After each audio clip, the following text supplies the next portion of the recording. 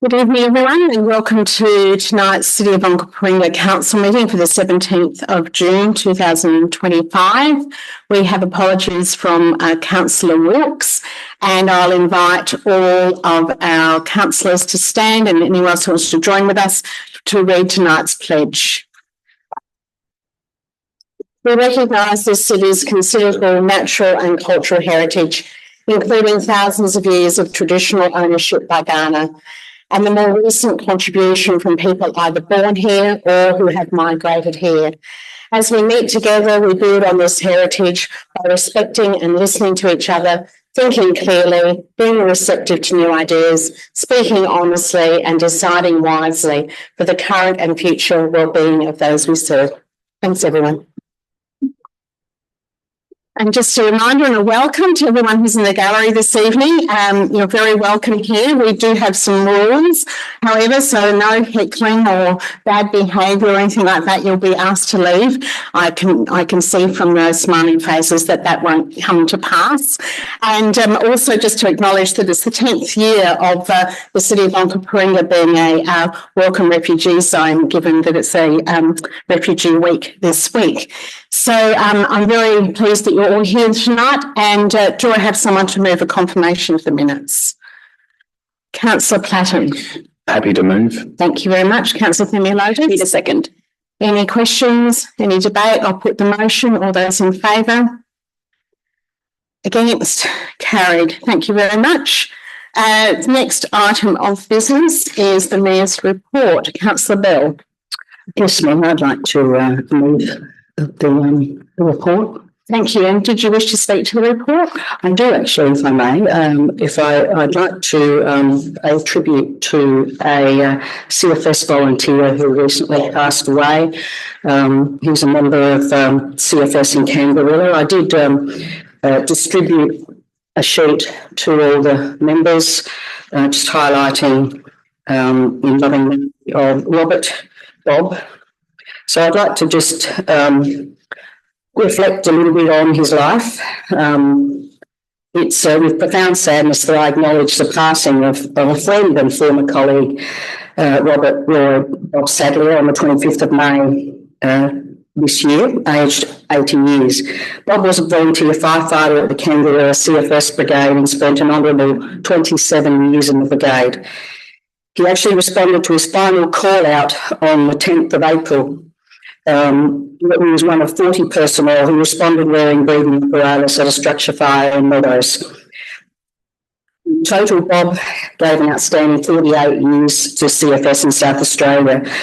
He joined the CFS at Chunga back in 1974, then Macclesfield in 1987, before making his last and final move to Kangaroo in 1998. Bob held many positions at Kangaroo CFS: senior firefighter, lieutenant, breathing apparatus operator, chainsaw operator, candy driver training officer, and CFS VA Volunteer Association representative. He was deployed to a number of strike teams, never missed a training session. He attended the Pinery and Sampson Flat Fires and Kangaroo Island Fires. I first met Bob in 1999, I think, when I first joined the brigade myself. He played an active part in welcoming everyone to the brigade. I remember his friendly, smiley face, his ability to make you feel welcome and part of the team. He was very knowledgeable about CFS procedures and safety. A mechanic, air conditioner and gas conversion fitter by trade, it was the first time for myself I was able to see the invaluable contribution that tradespeople make to this organisation. I'll never forget attending one of my first training nights on a cold winter's night in Kangaroo, not long after completing my first training session. He facilitated the training up on Glory Road on someone's property. The sky was lit up repeatedly from a fire simulated with a gas tank in an old rusty car that he'd fitted for the exercise. And we worked as a team using what's called the 5-man step-up technique, or also known as the 5-man fog attack, used to extinguish flames. It was terrifying and exhilarating, and he made things happen and kept us all safe. Bob was remembered by CFS members.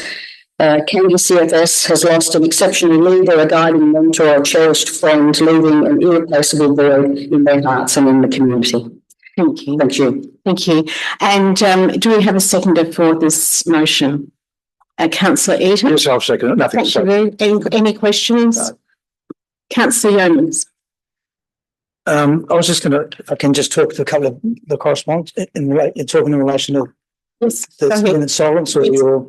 No, you can go ahead. We'll take a minute's silence when the motion is complete. All right. So just a couple of the correspondence notes that I just wouldn't mind raising publicly, rather than let them slide through the keeper. The first one is in relation to the letter, Mayor, that you wrote to the manager of the Marine Safety and Compliance section, basically inviting the Department for Infrastructure and Transport to consider the application for a personal watercraft exclusion zone 200 metres from the low water mark adjacent to Morgan Street, Aldinga to Salix Beach Road, Salix Beach, with the exemption of the surf life-saving vessels operating under the direction of the Aldinga Bay Surf Life-Saving Club. So that's a really good step forward. It'll be interesting and hoping to get a positive result back from that one.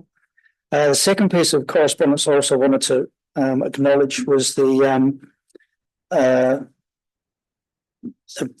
feedback provided by the Director of Planning here, City of Onkaparinga, to the Department of Energy and Mining. And this is supporting basically the residents down at Salix Beach that have had some concerns about the dust issue from the quarry.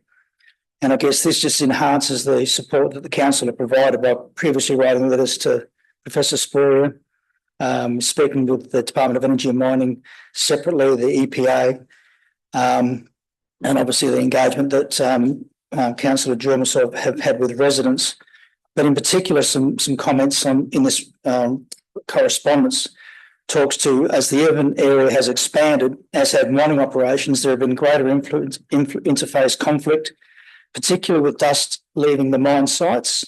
The issue is occurring in the community at Salix Beach, who are experiencing substantial dust issues from the Abbury quarry. It just goes on quickly here. As we outlined above, Abbury operates its Salix Hill quarry as a private mine under a mine operations plan. It's our understanding that improved operational practices would provide substantial improvements for the local community. It is Council's position that continuing outdated practices that create environmental and wellbeing concerns is an unreasonable proposition when technology has progressed significantly since the opening of the quarry in the 70s. So again, I just think that's incredibly important and very good support for the local community at Salix Beach. And a couple of questions on the correspondence from the Honourable Nick Champion, who talks about the housing roadmap. There's a couple of recommendations there in relation to, or I suppose advice recommendations in relation to consolidating some of our practices. It talks about encouraging the council to consider the merits of consolidating assessment panels and planning departments with neighbouring local government areas, and also investigating the establishment of planning region under. You may also consider potential benefits of working with neighbouring councils to establish a joint planning board. So I guess my questions in relation to that are, when we receive this sort of advice, recommendations from ministers, what action do we take, and do we get some feedback into what action is taken with the consideration from staff? Yes, I can answer a little bit of that, and I'm happy to hand over to the CEO as well. In relation to that correspondence from Minister Champion, a lot of that relates to those councils that are perhaps a bit smaller than us as well, who don't have the reach that we do, and particularly in areas that are linking up where infrastructure pathways are occurring, but further down the peninsula as well. But I'm happy to take that on notice, and we can provide some more information if that's all right after. Is that okay? Thank you. I'll put the motion. All those in favour? Against? Carried. And if we can invite everyone to stand for a minute's silence to honour Bob.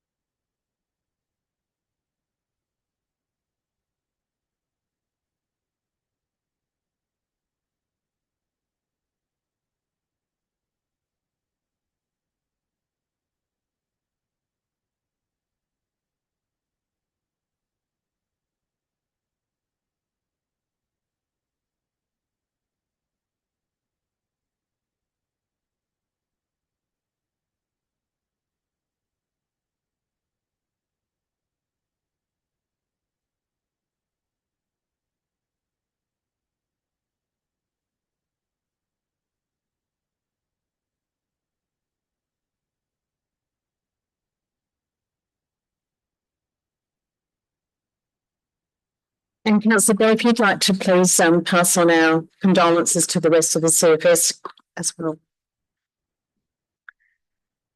We next move to our part of our meeting where we have deputations, and we're really pleased tonight to have our friends from the Bush for Life program. If they would like to come up and speak here, I think we've got Holly and Tiffany and Rebecca. Is that right? So come up to the front here to the lectern, and you will have 8 minutes between you, and we will let you use those as best as you like. And you're happy to take some questions too if members have. If you come up here. Yep. Excellent. And so tonight, as part of the Trees for Life Bigger World, this is about the Bush for Life program. So we've got Rebecca O'Leary and Holly Price and Tiffany Jamieson. So off you go. Cool. Whereabouts do I change the slide? Just there. All right, so I'm Holly Price. I'm a regional coordinator within the Bush for Life program. We've got Rebecca O'Leary and Tiffany Jamieson. Beck's our program manager and Tiffany's another coordinator. And we're going to tell you about the program a bit. So at Trees for Life, our vision is thriving landscapes that support a diversity of life, and our purpose is we conserve and restore South Australian habitats so nature can flourish. Within Trees for Life, the organisation as a whole, we've got a few different programs. So I think most people might have heard of someone who's grown trees for a landholder. That's our tree scheme that involves our nursery. We've also got a direct seeding team who do broad scale re-veg work. We've got a carbon offsetting program, which you can find out more about on our website. We've got our TFL Works contractor team who do fee for service. And then we've got the Bush for Life program, which I'll get into now.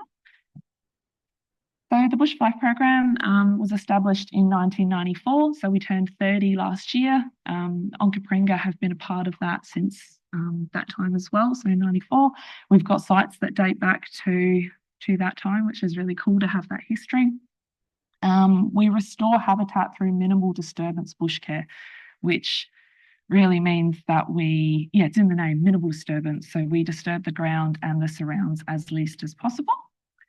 We've got partnerships with landscape boards, it's Hills and Flurio and Green Adelaide for Onkaparinga, various councils across Adelaide, private land managers, DEW, SA Water, Electronet and a few others. And across Adelaide, we've got 238 bush care sites, and they range from the Clare Valley down to Victor Harbour and kind of across to Strath, Mount Barker Way. And our day-to-day is working alongside trained volunteers caring for bushland. So it's a really lovely thing out there in the bush. So Bush for Life in Onkaparinga, we've got 31 sites on council land that you can see across that map there. So they're fairly widespread. Within those sites, we've got 66 adopter site carers. Adopter site carers are people who have done our workshop, our introductory bush care training day. They've opted to take on a patch of their own. So they've come out with us, had a site induction, been given their own kit, and then they can work unsupervised at their leisure, which is a really nice way to form a connection with a piece of bushland. In the last financial year, we've had 25 full-day bush action team activities. These are funded by the landscape boards, and it involves 2 staff coming out to site with our bat bus, and trailer and tools, all supervised, lots of guidance. It's a really safe, lovely way to come out and have a go at bush care if you're not sure if you enjoy it or not. We also ran 65 half-day mini bush action teams. These are funded by council. That's me and Tiffany going out, taking a group of volunteers out into the bush and teaching them about bush care. Within the last year as well, so on-ground work from volunteers is equated to about 2,500 hours. And I just want to make sure I get these numbers right with my notes. So in the last year as well, we've had 256,000 hours of on-ground contributions. And Nicola provided me with some figures. Over the last 4 years, the value of Bush for Life volunteer activities has averaged 3.1 times the annual council funding contribution, around 260,000, which is a really good value for money. I'm not big on numbers though, and if anyone here isn't a big numbers person, other benefits for the Bush for Life program, we actively restore remnant vegetation. So remnant being it's not been cleared, it's relatively intact, good bushland. We're really native plant focused, so we go out and we look for the core bits of bush, where all the native plants are, stuff that you might not necessarily be able to grow in a tube for a re-veg project. Comes down to things like moss and fungi and threatened plants and all of that sort of stuff. We work through these areas creating weed fronts, making sure it's got a fighting chance to keep going. So we provide volunteers with opportunities and support, whether that's workshops, training days. We provide on-ground guidance, all tools and equipment, insurance as well. From a coordinator point of view, we manage invasive weeds. We work through those good areas, but we also get to know our sites really well. So if new things crop up, we can target those as well. And we do work alongside contractors, not necessarily on the day, but we complement each other's work in what they do on these sites. And we can monitor them with photo points, which I'll show you one in a minute. We do mapping, species lists, action plans, which we provide to our volunteers as well. And my personal favourite thing is we connect people with nature. So watching those people form connections with the bush, caring for it, loving for it, it's a really special thing. And it's what drives me to get out there. So some of the projects we've been involved in involve threatened species. We've been, for the last 3 years, partnered with Green Adelaide, putting some endangered rare species back into the landscape. The big picture there of the REYNELLA, we collected those seeds from within Onkaparinga. Our nursery have grown them on and we've planted them back out to the landscape. Really good. Okay. We've also partaken in the Golden PB project with Katia from the Adelaide Uni, putting back species for the Golden PB. On a day-to-day, we look after various threatened plants. So we've got a sticky little thing here. It's called an Orobanche. I think that's a fun name. Early sundew, which is a little carnivorous plant. And we've got various orchid species across all of our sites. It's really hard to pick just one. And we're really looking forward to upcoming projects. So a couple of our sites fall within the Urban Creek Recovery Project. So that's going to be really cool to see how we work with that. This is just a before and after of some of the, of sort of what the work looks like on some sites. This is Cherry Garden Cemetery. So we've got the before on the left-hand side. You can see there's a weed front of blackberry, which is an invasive plant. Over the years, we've slowly removed it, and now you can see on the right-hand side, there's a creek line there. So that was 13 years of work. Maybe it's not necessarily happened over the 13 years, but we still actually work through that creek line, making sure that we get all the blackberry, because it pops up from time to time. And I'm just going to finish with a couple of quotes from some volunteers that I spend a lot of time with out in the field. So we've got Site Carer Gary. Bush care is my sanctuary. It's where I go to meet like-minded people and have a good chat. If you've ever met Gary, he does not stop talking, so he loves coming out and we chat all sorts of things, bush care, gardening, everything. And then we've got volunteer Beverly, who comes out from time to time, and she just said she loves getting out and learning about native plants and how to care for them. So I cropped that picture there, but there's a little donkey orchid in the photo that you can't quite see, but it was a really cute picture with a pair of them. And thank you. So just wanted to say thank you. We really value this partnership with Onkaparinga Council, Choose for Life, and we're looking forward to working with you in the future. Thank you. Thank you so much. I'm going to open up to questions now. Councillor Eaton. Thanks very much for your presentation. Do you guys do any work with secondary schools and giving students the opportunity to get involved with the program as part of their education? I think it's something we have done in the past if schools approach us. Okay. It's not something we're doing at the moment, certainly something we're open to. Okay. Secondary school, definitely. I'll get somebody to contact you because they've actually approached me in respect to tree plantings in the city of Onkaparinga. So for a school. Thank you, Tara. We do know that through the Trees for Life and One Tree Per Child, we had our weekend activities. So a number of trees that you grew for us and with us are going out to some schools. So there is a little bit of a connection there. Councillor Bell, you have a question? Thank you, Mayor. Thank you all for coming tonight, and thank you for all the work that you do. I'm a long-term member of Trees for Life myself, but I just wanted to know a bit more about the Adopt a site. Can you tell me a little bit more about that, please? So that's people that have come on board who might have had a bush care site in mind. They just want to get out. Maybe their work schedule is pretty tight. They can only get out on the weekends, that sort of thing. So yeah, they'll come along. All of our volunteers that go out unsupervised do a training day. So it's just, we're really work safety orientated. It's what we do, why we do it, that sort of thing. And then they'll get teed up with either Tiffany or myself. So, and then we will try and match them to a site. If they've got a site in mind, we'll just put them on that site. And then, how many sites do you have adopted at the moment? Do you have a list of? for all of them, all 31 sites are available to adopt. I don't know what the average is for each site. Some have up to like 6 or 7 or 8. Some we don't have any people on at all. So it's not adopting your own site. If you identify an area, it's actually adopting one of those sites, right? Okay. Already established site that we've sort of got a bit of an idea about. Yeah. All right. Thank you. Yeah. Any further questions? Thank you. Thank you so much for all the work you do. We really, really appreciate the partnership too.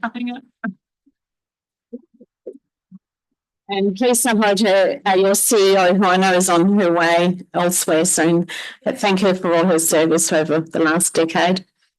We have our next deputation with Scott ROUVRAY from the COVE and Happy Valley BMX clubs. Scott knows what to do and where to come, so I won't need to give him any guidance on that. You're very welcome. I think we've got all your slides as well. Yeah, terrific.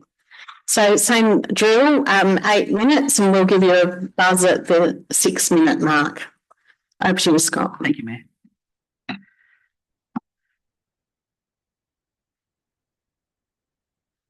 Good evening again, and thank you for the additional opportunity to speak with you all once more on this subject for us. We'd like to share our feedback on the report and update you on our requests to temporarily move back to the Happy Valley track, so we can provide our local riders with a location to train properly and to have race practice down south for the upcoming state and national championships without the need to drive to the northern BMX clubs. With our strong local engagement, passionate volunteers and the potential for our riders to have state, national and world titles in the district, BMX is a cornerstone of community sport, and we're proud of being a part of that. So since we have last met, there have been some updates to the timeline for us to return to the San Willoughby facility. We are confident that these times are correct from what the City of Marion has been telling the clubs. And the biggest point to mount is here is that the start of the works for the repairs is September, not returning to the track in September. But that is a best effort. We believe that these the works will start in more likely October and November, because as of today, there are the designs, the costs, or even the executive approval from City of Marion have yet to be finalised, and we are of the understanding that this is only scheduled to go to their chamber in August. The work starting in spring is unrealistic to be September, and we believe it is going to be more likely later in the season. Well, if everything worked out perfectly, we could be back at SW BMX in December, but we believe there's 2 to 3 months worth of work to be done, and that date is more likely to be December through to February 2026.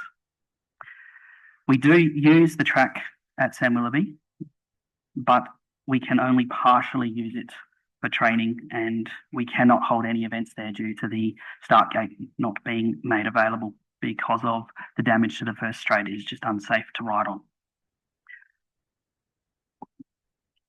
We've had some great media coverage since we last met, and handing off on the radio to you, Mayor, after speaking was a bit of fun.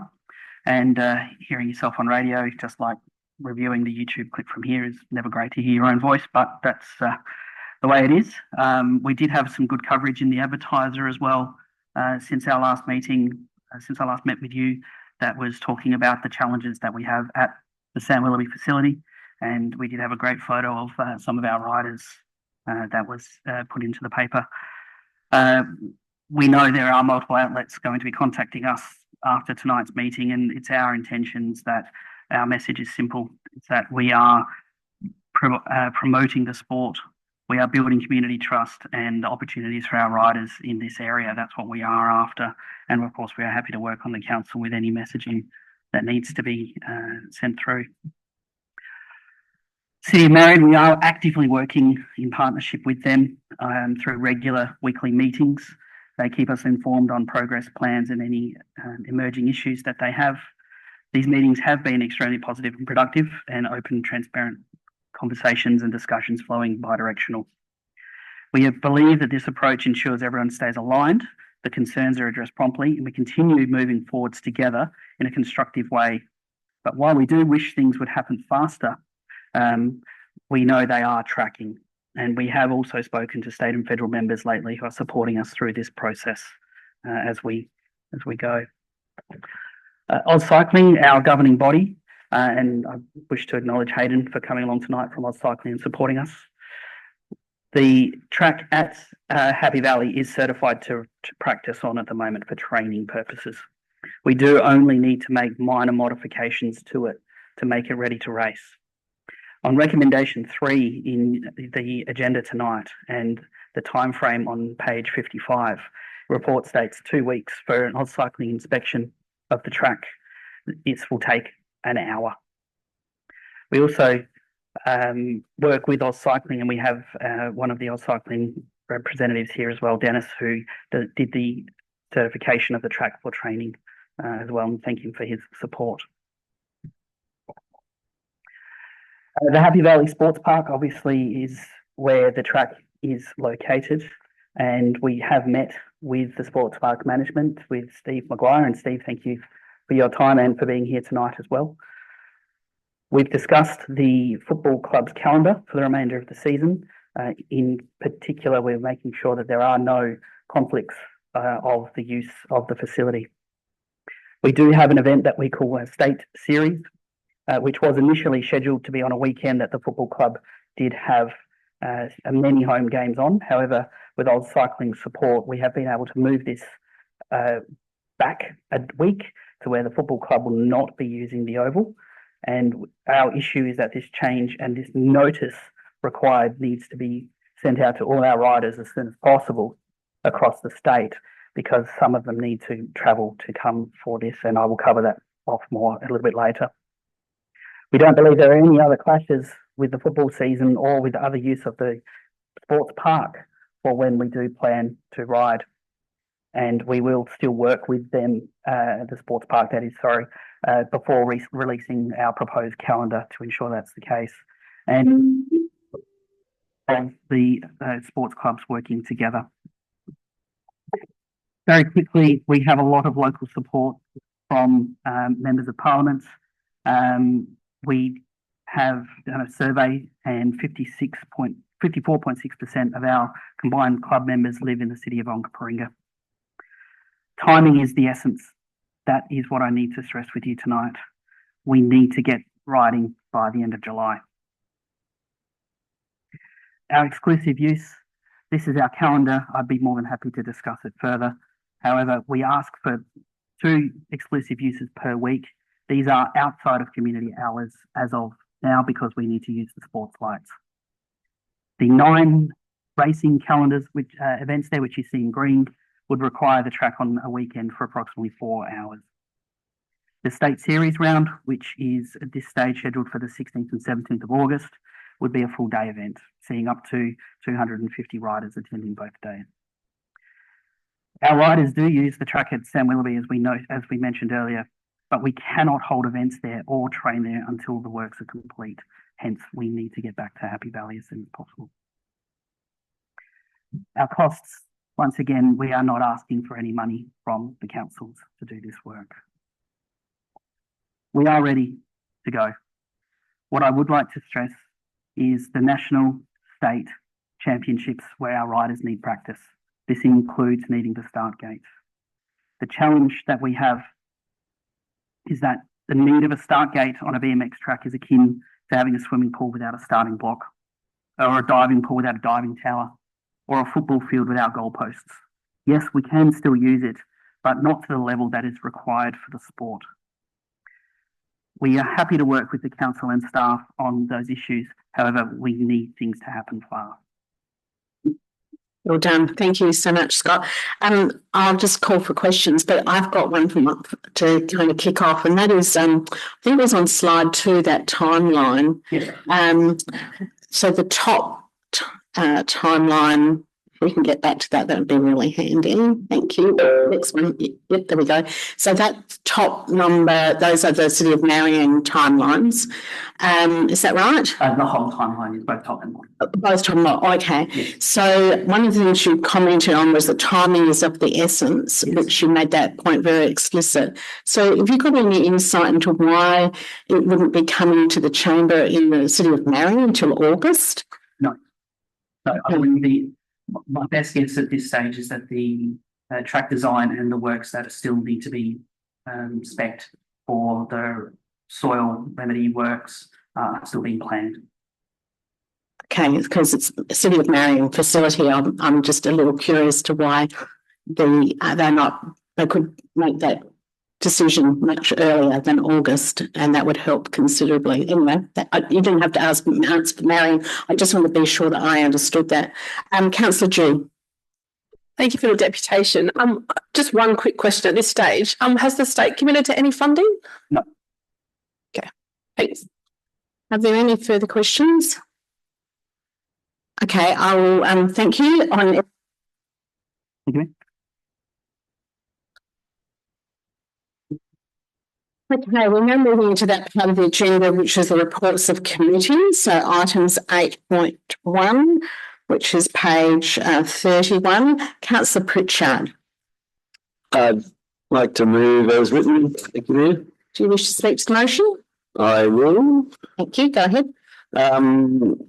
So members, and I know Councillor Fisher next to me loves me talking about the ARC meetings and all of the great things we talk about in there, and unfortunately Councillor Yeomans was away for this one, so there's only my version of events tonight.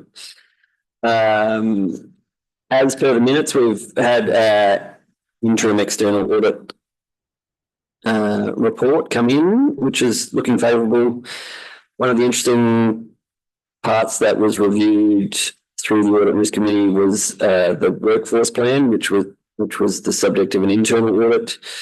Noting that the workforce plan is sort of a City of Onkaparinga is leading the way in terms of coming up with a workforce plan and trying to follow some best practice, which is great. There's a section on the asset revaluation. We have found some more water resources, so this seems to be coming up quite regularly that we find more water resources, which hurts our depreciation number, unfortunately. The business budget review 3 was discussed, which we talked about last council meeting. We did have a section on our lovely Tech One Council package contract, and the risks have been identified. It is, I think, commonly known that it's not performing as we would like, and they are developing a roadmap for us as to what it looks like going forward. And lastly, I'll just talk about the community vision that we approved last year. Meant that we needed to do an update to the strategic risk review, and so we still have we now have 9 strategic risks that are being regularly reviewed by the Audit Risk Committee. Thanks. Thank you. So seconder, Councillor Fisher, are you seconding? I'm happy to second it. Thank you. Any further questions? No, thank you. I'll put the motion. All those in favour? Against? Carried. Thank you for the work of the Audit Risk Committee. We really appreciate how well it's going. Councillor, item 8.2, Councillor Pritchard. I get to go again, Swara. as per the constituent report that's attached to the minutes. So I will move as written. Thank you. Do you wish to speak to the item? Yes, please. Go ahead. This is a relatively small constituent report. This was our first meeting with the added independent members, which was good, and it was actually held in our council chambers, not council chambers, in the Gilbert room next door. The annual business plan and budget were discussed, the budget review 3, and the budget review 3 was positive for all of our constituent councils in terms of an uplift on revenue, which has flowed through to our updates. And I guess just interesting to note that SWARA is currently seeking a new CEO. We are in the process of, I think shortlisting has happened, and I think interviews are happening maybe next Tuesday. And there's been quite a response, which is excellent. And SWARA is going very well. Thank you. Councillor Fisher. Mayor, I'd like to second the motion. Do you wish to speak? No, thank you. Any further questions? I'll put the motion. All those in favour? All those against? Carried. And thank you, Councillor Pritchard, for representing us on the SWARA board. We now come to item 9.1, page 49. Councillor THEMELIOTIS. Thank you. I would just like to put a newly worded motion up for elected members. And my apologies for this happening at quite short notice. This was happening today. I've got printed copies on your desk because it is quite a fully loaded motion. The majority of it is the same, but I've tried to bold out all the quite important parts where there's approvals or delegated authority being requested, so you can clearly see what I'm trying to do here. So, Councillor, can I just give people an opportunity to make sure they've got a hard copy in front of them and they can actually see it on the screen, so that you've got to make sure everyone's got time to comment and contribute. So you're moving this motion? I am. Go ahead. Okay, thank you. Elected members, so I rise to speak in support of this motion, which is in front of you. It provides a clear, practical and community-focused path forward for the interim use of the BMX facility at Happy Valley Sports Park for Happy Valley BMX and COVE BMX. So first I want you to pay attention to item 2, which recognises the considerable amount of due diligence that's already been taken place by council staff and shows that we are now in a position to act in a very informed decision that we can make tonight. I also want to acknowledge that my opinion, but council staff were definitely caught off guard on this. So we've been doing a lot of work in the background to try and bring this together as soon as possible and get information to the elected body. And I thank council staff for that. Most importantly, this motion outlines a constructive way to support our local clubs right now, our clubs that have been left in limbo simply, and that simply want to continue community sport in a safe and supported manner. So items 3 and 4 of the motion enable the club to carry out minor works at their own expense through the establishment of going through our landowner consent process, so still sticking with our processes. This is not about council incurring additional costs. It's about removing barriers to allow the club to maintain momentum while broader issues are worked through. It's worth noting that this motion still places a strong emphasis on community engagement and risk management. So items 6, 7 and 8 demonstrate our commitment to transparency. We're not bypassing public consultation, we're initiating it. We're not assuming the track is ready for major use. We're commissioning a traffic management plan and risk analysis to ensure we can proceed with caution and care. That in conjunction with the works that the clubs need to do to get them in this facility as soon as possible.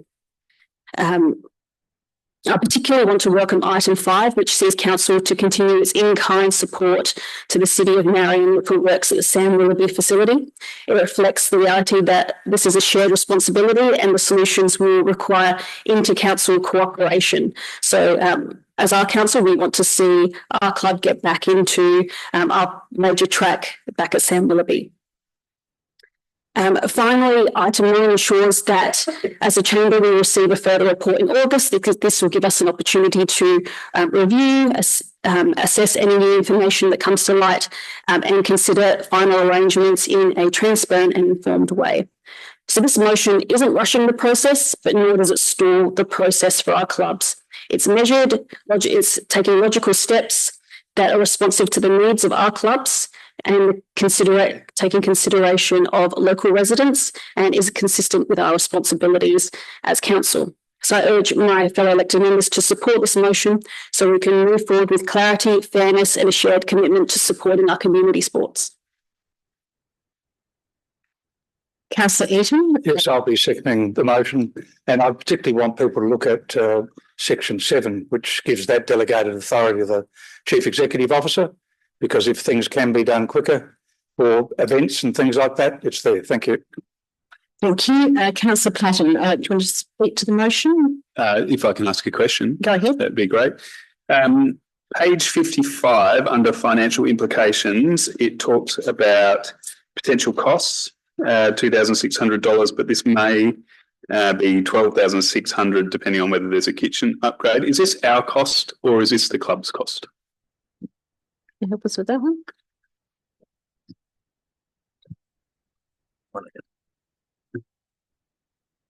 Through the Mayor, those costs will be incurred by the clubs, not council. Great, thank you. If I can, Mayor, I'd like to move an amendment. Yes, we can do that. Yep. So this is already in the original, but point 11, so it might be easier to go up and copy it. So 11? Yeah, number 11. Who's the Mayor? No, just 11. Just number 11. On top of. Yep. Yep. So adding that to the existing. Please, but I would like to remove a part of it. Okay. Can you see that in front of you now? Yep. Would you like to comment? What is it you want to alter? I just want to remove the part after it says Sam Willoughby BMX facility. I'd want to remove and for the City of Marion to support the Happy Valley and Cove BMX clubs with compensation for any documented lost revenue. Okay, so point 11 would read, approves the Mayor of the City of Onkaparinga writing to the Mayor of the City of Marion advocating for improved timeliness to rectify the Sam Willoughby BMX facility, full stop. Correct.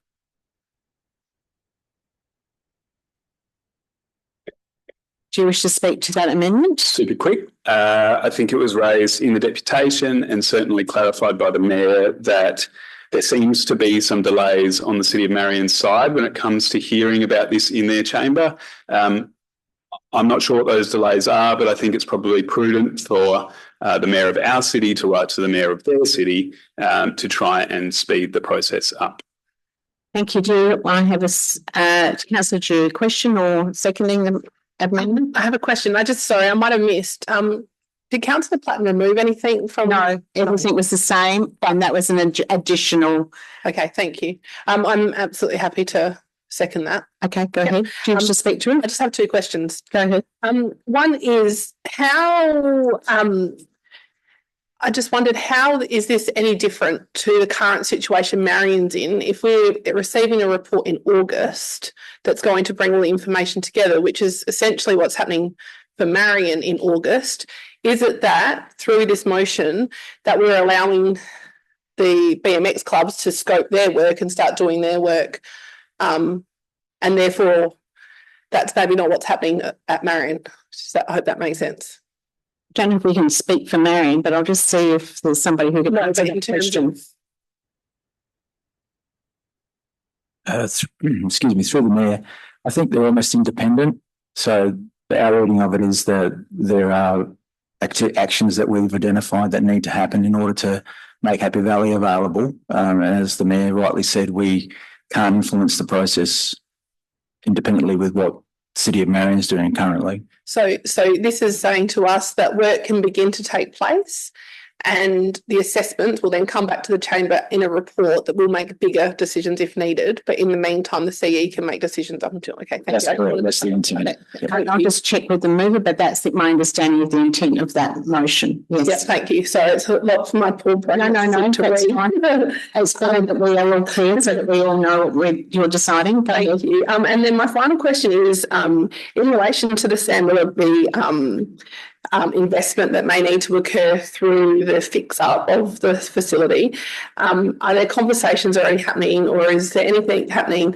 Or, will council have to also put more cash in to for those upgrades to take place? Sorry. Through the Mayor, we have met with City of Marion staff to discuss the project brief and the scope.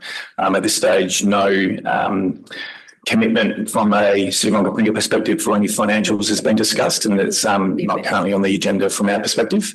Our contribution to the project and the process is technical support, guidance, advice. We've got in my opinion, pretty good engineering team that can maybe help out, and that's where our current role is being through discussions with City of Marion staff. Councillor Chu, you have another question? No, just a really short debate. I think that although the issue that Marion faces isn't ours, we're talking about people, and we're talking about kids, and we're talking about older people that are deeply connected to this. And without this as an option, it would absolutely limit their ability to perform. And so I am in favour of us scoping this work and working in partnership with the BMX clubs to get an outcome that's good for everyone. Thank you. It's no further speakers. I'll put the amendment. Yes, so I'll put the amendment. All those in favour? All those against? Carried unanimously. I'll now invite the mover to close the motion, because this now becomes the motion. Councillor THEMELIOTIS. Thank you, Mayor. I want to thank the elected members for debate and their time today. I want to thank the club from 10 a.m. instilling a lot of trust in me to make this happen and pull this off. And I want to thank council staff who have spent a mountain of time of emails, phone calls, meetups, giving me as much information as possible and assisting me to make sure that everything is factually correct in this motion. I also want to acknowledge the people who are in the room today that have come in to support this motion, our members, volunteers, presidents, AusCycle, and we've got Steve McGuire from Happy Valley Sports Park. You remember him as the good Steve. Thank you. I'll put the motion. All those in favour? All those against? Carried. Thank you very much. Now we will move to item 9.2, the Morphett Vale Basketball Stadium update, which is on page 69 for those of you following electronically. Do I have a mover for this item?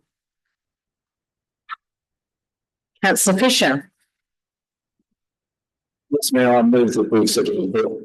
I don't wish to talk to it. Do I have a seconder? Councillor Stafford. Yep, nothing said. Okay, I'll put the motion. All those in favour? Against? Carried. Thank you very much. The draft affordable housing strategy, page 101. Councillor June. Thank you. I'd like to propose a different nom. So it's basically the same.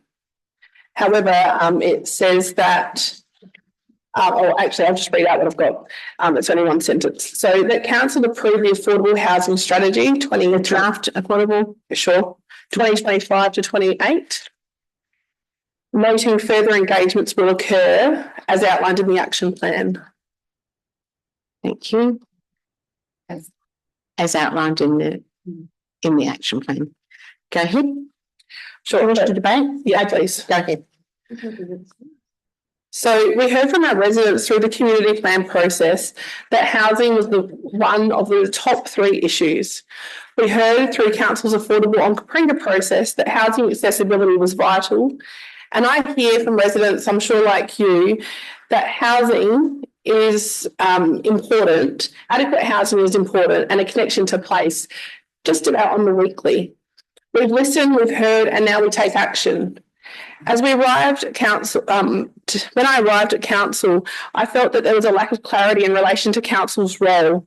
There was a strong sense that it was a federal and state issue, with council having little influence or leadership on the matter. I feel now, by the unanimous decision that we all made for council to develop an affordable housing strategy, we have helped to build clarity and have made it clear what is in our sphere of influence and what is not. What was once anecdotal observations has now been backed up by data. What was once grey has now been made explicit, and now most importantly, what was once a potential action of council has been made visible through this, and it's clear. I draw your attention to the norm. I put forward this is the last step before implementation. People get fatigued from over-consultation. The council staff and each of us have listened. We've had multiple EM sessions. People won't measure us on how many times we consulted on this strategy, but they will judge us on our action. This strategy aligns with the community plan. I attended each session offered to community and professionals along with most of you, and this strategy reflects all of those discussions. We cannot delay, as housing affordability is not a theoretical issue. It's a daily reality impacting families, young people, essential workers, and older residents in our community. This strategy is a direct response to what we've heard. People are struggling to find and keep a secure and affordable place to live, whether that's through rental affordability or purchasing your own home. We have a responsibility to act, not just plan. This document isn't just words on a page, it's a commitment to practical place-based solutions that reflect local voices and local needs. By adopting and implementing this strategy, we send a clear message that we're ready to lead, not just listen. I want to say a huge thank you to staff who, on the back of the deep work with the development of the community plan, have taken a deep dive with this affordable housing strategy with rigour and deep listening. I reread it and thought that's a lot of deeps, but that's okay. The strong definitions show the work for council. The focus areas demonstrate a readiness to do the work, and the action plan creates accountability for elected members and council staff. Affordable housing isn't just a social issue, it's an economic one. Stability in housing strengthens local economies, supports participation and builds healthier communities. This strategy isn't just an investment in our region's future, and I'm very much looking forward to its inception and implementation. Thank you. Councillor Davis.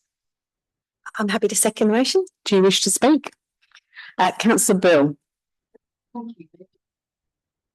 Thank you, Mary. Just like to support the motion and say a few words. I just want to congratulate the staff for putting the report together, congratulate council for all the work that they do, and particularly community sector of the organisation, the staff that spend their time with people out in the community that really need help. I'd like to thank Councillor Jew for her leadership on this project as well.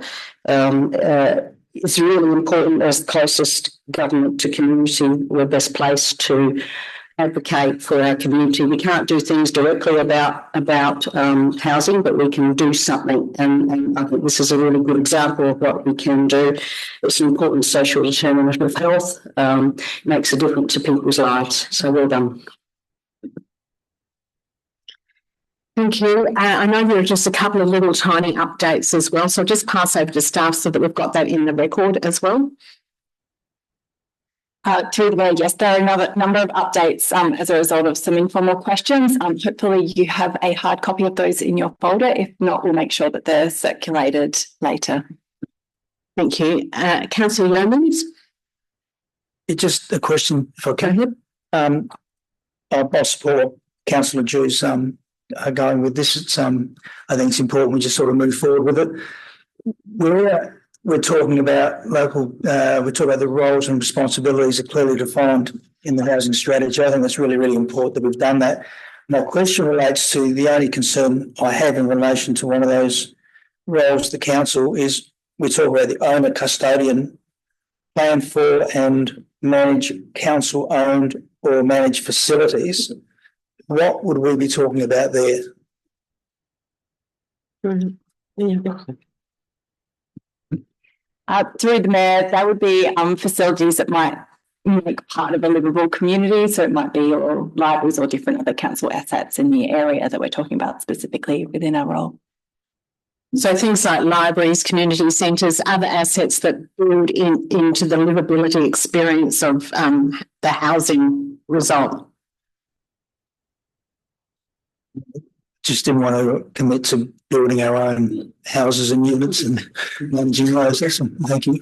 Although I must say that a number of councils around the state have made some of those choices, particularly in regions who are trying to find accommodation for their health providers in country areas. So we're fortunate that that may not be extending to us. Councillor Drew used to close the debate, no? All those in favour? All those against? The motion's carried. Thank you very much. Item 9.4, which is homelessness, responding to homelessness. Councillor G. I'd like to debate, move that and debate. And move it, yes. Yes, thank you. Go ahead. Sorry, Chris, I don't mean to embarrass you, but for over 10 years, the work of Chris Martin and his team has been renowned for the engagement and community development practices, not just across the city and how fantastic they are, but across the state and even nationally. And more importantly, for their connection and impact they have in community. The team are listeners, connectors, enablers and doers. They don't just do to or for community, they deeply do with. Deep again, sorry. When attending the Affordable Onkaparinga workshop Towards Home, the Peak Alliance, the report details for homelessness in the area, said to me that the sector down here is more connected and supported because of the work of Chris and his team.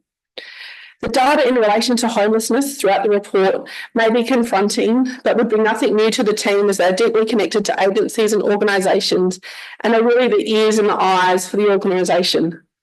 They're on the front line, the agencies and organisations are on the front line and the team is deeply connected with them. And as the report highlights, the team collaborate to develop personalised and localised responses. I'm beyond excited to see that there are 8 key principles that have been developed that will ensure there are consistent, informed and aligned outcomes and strategies. The infograph highlights that homelessness has no boundaries and is a topic that each division across the city of Onkaparinga, the organisation, responds to and supports. By developing the principles, it will all inform practice across the organisation. Even better, that the principles are grounded in community development. I very much look forward to seeing the Community Capacity Strategic Plan and the EM session on an Onkaparinga Advance to zero homelessness project. Thank you, Councillor Platten. Is move seconding? Happily second. Do you wish to speak? Yep, just a short one. I'll happily embarrass you. I think you do great things for the community. So well done. I've been harping on about homelessness for years in our community, and I think the change has been that it has been unseen for such a long time, and because of the increase, it's now seen. And while that's a very sad indictment on our community, at least we're able to show people that this is a real thing and that we need to do better at looking after people. Certainly I support it. I was really happy to see commentary in the report around the River Road encampment and the great things that have been done there. I think it's really easy to focus on the people that are still there rather than the amount of people that have been helped in that area. And I would foresee that within at least the next year, that will be resolved. So I'm very thankful for the work that's been done there. Thank you. Councillor Bell. Question or debate? Just a quick debate, just to say thank you again, acknowledge the staff and the work that they've done, the collaborative work with the community, with the services and volunteers that I know that spend a lot of time in helping out those who don't have a home, don't have anywhere to go, and provide shelter and food as they need. Also want to acknowledge the River Road encampment and how respectfully that's been dealt with. I certainly have had, for example, people raise that with me while in my work as a nurse at Flinders Medical Centre. And I thank Council for the work that they do collaboratively with everybody involved. Also acknowledge the work with the LGA and Flinders University in engaging and using the toolkit that was provided. So congratulations. Thank you. Councillor Drew, do you wish to close? I'll put the motion. All those in favour? All those against? Carried. And carried unanimously. If we can have that in there, please, that would be great. And I do know that there are a lot of people who were around the traps who are very looking forward to seeing this work and the leadership that we're providing. So thank you to the staff for that. And for Councillor Drew for raising it. The infographic, I think, would be a great use to making visible the work that's actually being done here and has been done for many, many years. The REYNELLA Sports Complex Master Plan, item 9.5. Do I have a mover? Councillor Fisher. I'll move. Thank you. Do you wish to speak to the motion? Do I have a seconder? Councillor Greaves. Thank you. A second. Do you wish to speak? Yeah, look, I would just like to express my thanks to the staff that have undertaken the work on this. The presentation down at Port Melbourne Arts Centre was actually really useful opportunity for us to actually have a look at it in a bit of a deep dive. And I know that the sports clubs that are associated certainly appreciate the work that's been done. So thank you. Thank you. Any questions? Councillor Fisher, do you wish to close? I'll put the motion. All those in favour? All those against? Carried. The update on water security in Onkaparinga, and I think we do have a little update from staff as well for this one. That true? Yep, go ahead.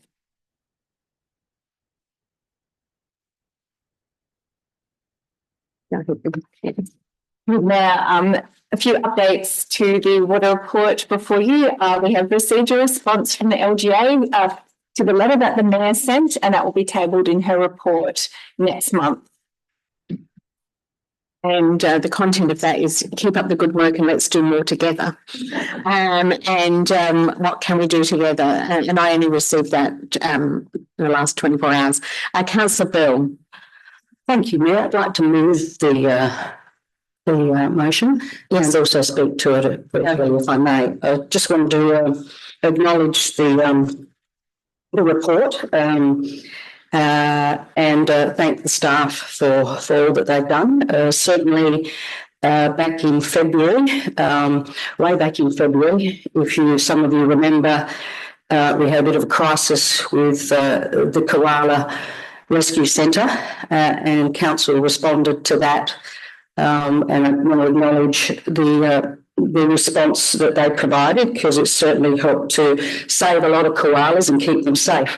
But I also want to acknowledge the response of the community out there when the going was tough. Because I know the drought seems to have just broken, if you like, in the last few weeks. With quite a significant amount of rain.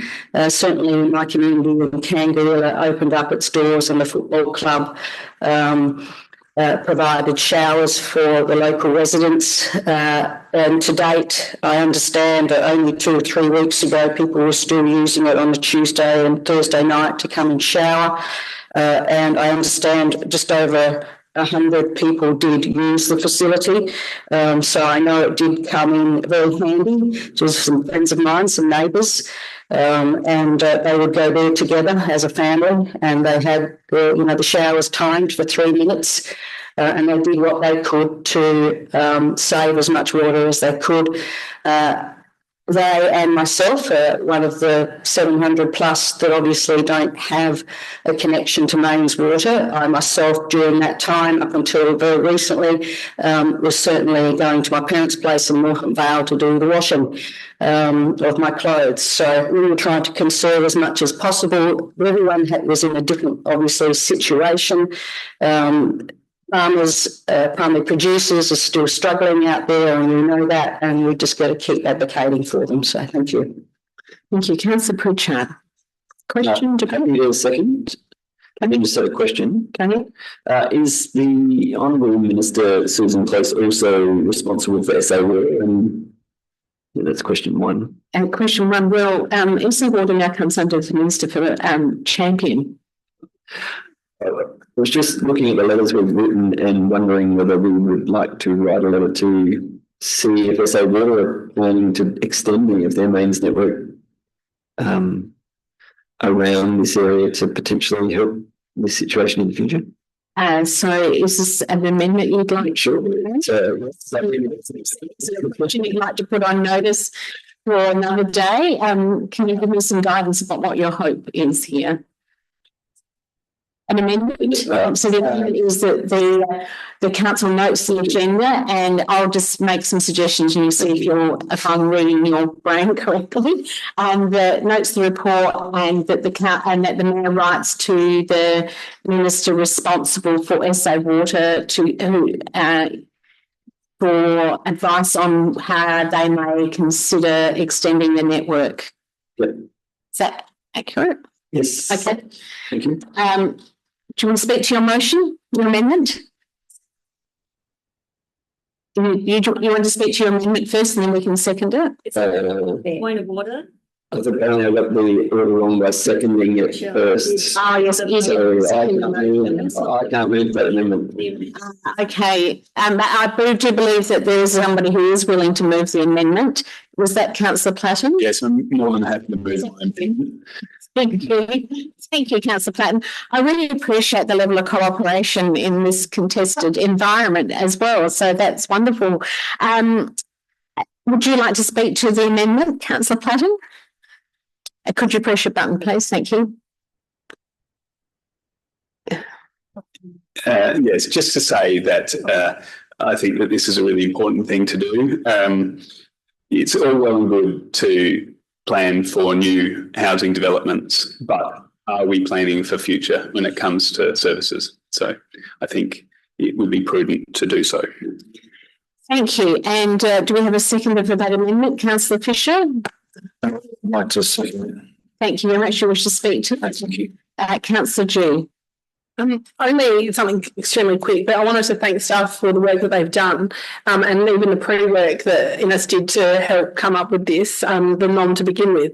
I do want to highlight the attachment 1, the map, and how useful I think the overlay is, and then to see the north, south, eastern side of the city of Onkaparinga, and going forward, the implications when there is drought to that wing of our city, which we may already assume, but I think this really provides, that really validates that. So thank you very much.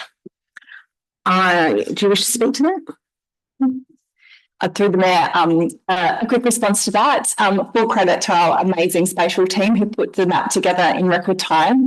And just perhaps another piece of useful information to the discussion. SA Water has actually recently invited some staff to attend a workshop as an input into a water resilience plan. We're not exactly sure whether that will address things like extending the network or whether it will be more focused on drought, but we'll keep the chamber updated. Thank you very much. Councillor, I'll put the amendment. All those in favour? All those against? The amendment's carried. I'll now put that as the motion. Councillor Bell, would you like to close? Just briefly to say thank you for everybody's input and debate. I just wanted to add that, of course, as Councillor Platten mentioned, that we need to think about the infrastructure and include the water.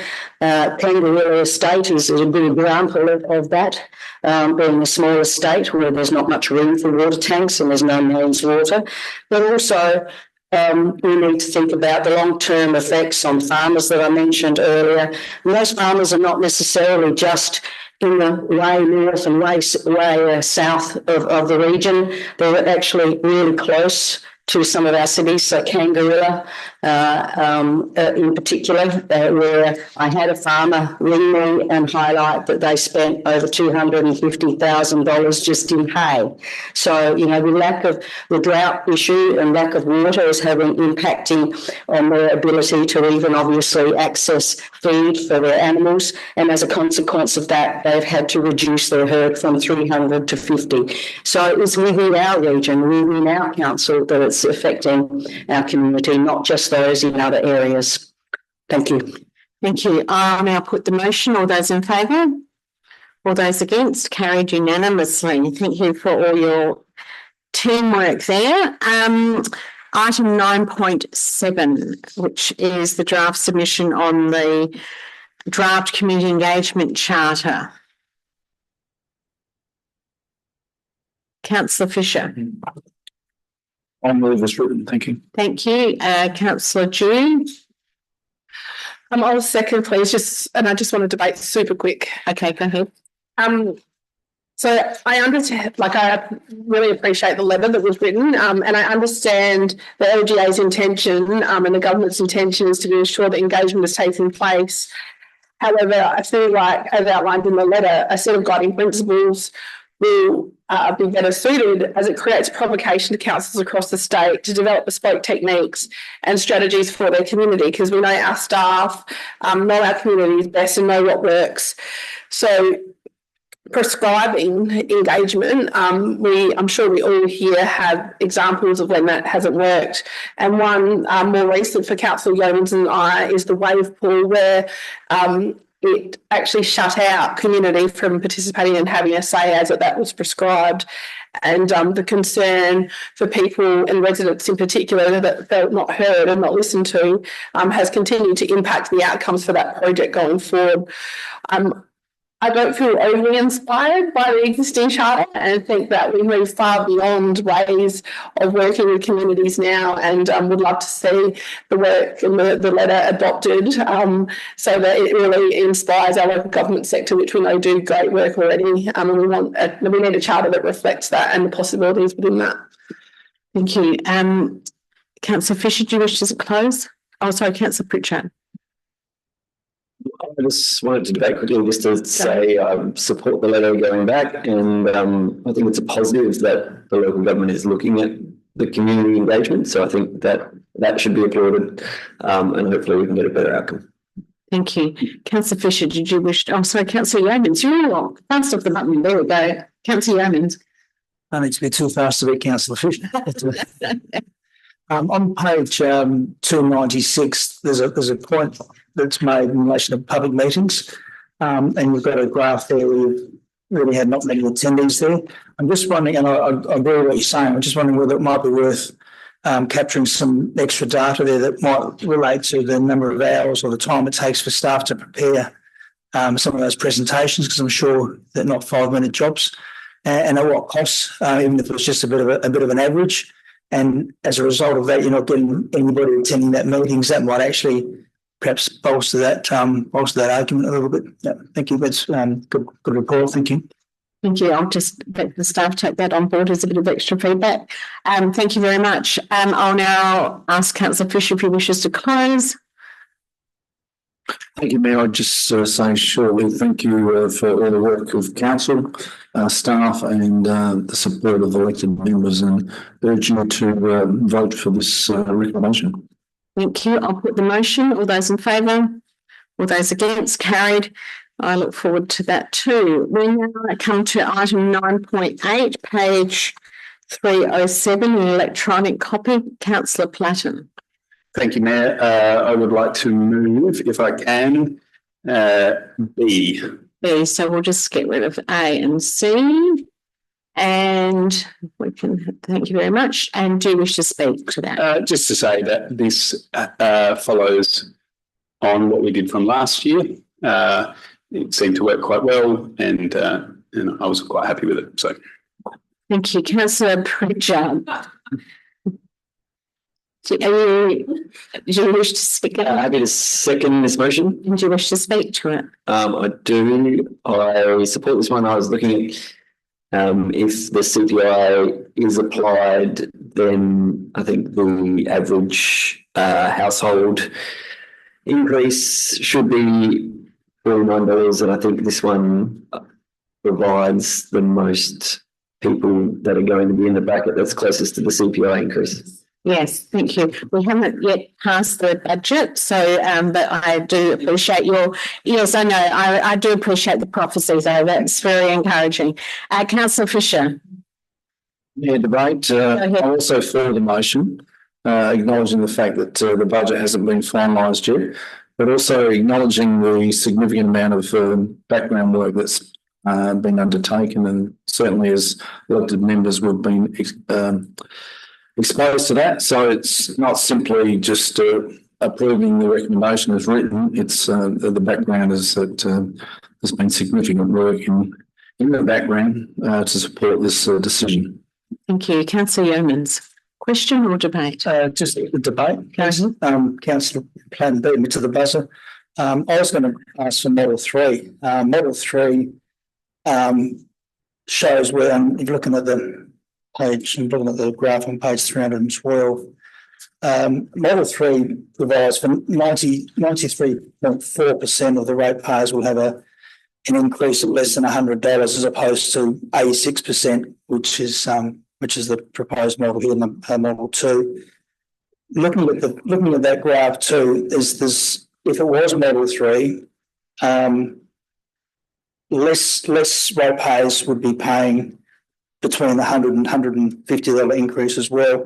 And it's just a minor increase in the number of ratepayers that would be paying in excess of $150. So the reason I like Model 3 was it just provided a bit of extra relief. And we're not talking huge numbers, we're talking $720 as opposed to $790, but it is something.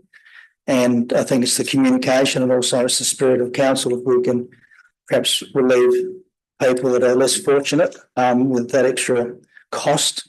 I don't think that's a bad thing. And like I said, that Model 3 does give us the opportunity there of providing some relief for 93.4% as opposed to 86% of the ratepayers at very little cost to the additional ratepayer base. But if I do vote against this one, it's not because I'm looking for the Model 1, it's because I would prefer Model 3. Thank you. Any further questions? Councillor Patton, do you wish to close? Can you press your button, please? Thank you. I'm still happy with Model 2. I can totally understand where Councillor Yeomans is coming from. And yeah, I think it's a much of a muchness, but I understand. But I'm more of a doubler downer, so Model 2. Okay, I will put the motion. All those in favour? All those against? The motion's carried. Thank you very much. Item 9.9, which is around council rebates, page 315.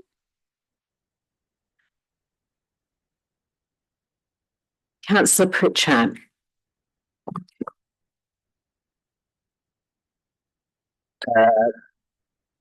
Just want to ask a question first. Go ahead. Just with regards to the discretionary rebates applications, is there any process post receiving an application in terms or to determine whether the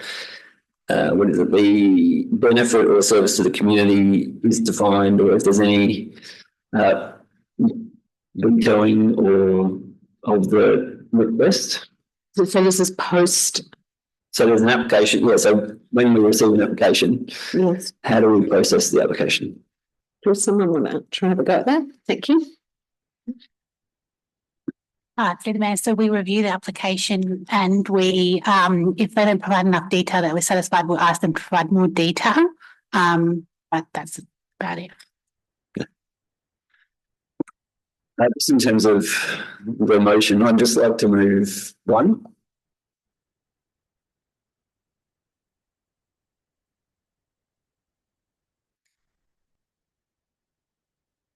Just one? Just one. Yep. I spoke about discretionary rebates last year. And I don't feel like the process is appropriate. All of the organisation, well, I'm sure a large majority of the organisations that are listed to receive discretionary rebates are more than deserving. And it's not those organisations that I'm really talking for. It's the ones that either don't know that this is available or don't qualify for some reason. And I'm just not sure of what criteria the criteria feels far too broad. there's an example business, or there's an example not-for-profit that I've researched that made a $3.3 million surplus last year, has $6 million in the bank and has assets worth over $20 million. And that, because they're an educational provider, they're getting a discretionary rebate of 75%. And I'm just not sure that is appropriate. And I understand that the number is meaning like it's $1 of a ratepayer is contributing $1 to subsidise these discretionary rebates, roughly of $70,000 of discretionary rebates and roughly 70,000 ratepayers. But I'm just, I think that the process, it's effectively like a grant. These applicants are providing us with one sentence or two sentences in general to receive thousands of dollars. And I would imagine that most of our grant applicants would love to be able to provide two sentences in the description of their service to receive thousands of dollars of benefit. So I understand this is not popular with those that I'm applying this to, but I feel like this discretionary rebate really needs to be looked at. I would love to look at the mandatory rebate. I would love to know what the Arthur Street Gospel does to get a mandatory rebate. But at the moment, the only one I can look at is the discretionary rebate. Thank you. Councillor Fisher. Question. Go ahead. To staff, if for this motion to progress, how does it work without 2 and 3? Just noting it. I mean, what's the purpose of the motion? So through the Mayor, this resolution would receive the report. It would, as written in the report, the mandatory rebates would be automatically applied as they're mandatory under the Act. However, no discretionary rebates would be applied through this resolution.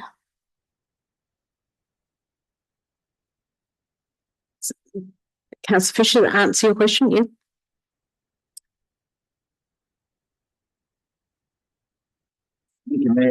So I'll second the motion. Thank you. Do you wish to speak? Councillor Themilotis. Councillor Platten. Hello, Mayor. May I move an amendment? Depends what it is. Yeah. If it's something that's, would you like to? It's about. You've got it written down. Yes, I do. Excellent. Yes, and I'm sorry I haven't got it to you, but policy on the fly. Yeah, I'm not a fan, as you know. Would you like to read it out really slowly so that you can record it? Very slowly. A report to come back to council.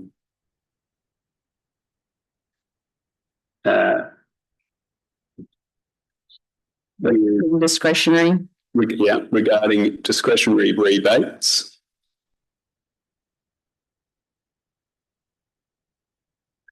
Focused on reform and public consultation.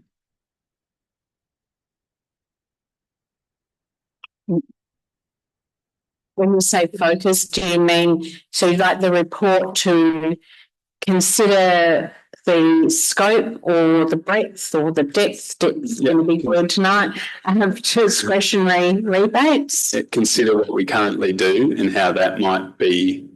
And I might just ask for, I think we've got the intent. Yeah. Let's just see if we can improve it to reflect what is possible under the legislation as well as what's possible for the intention. Are you happy to take that one?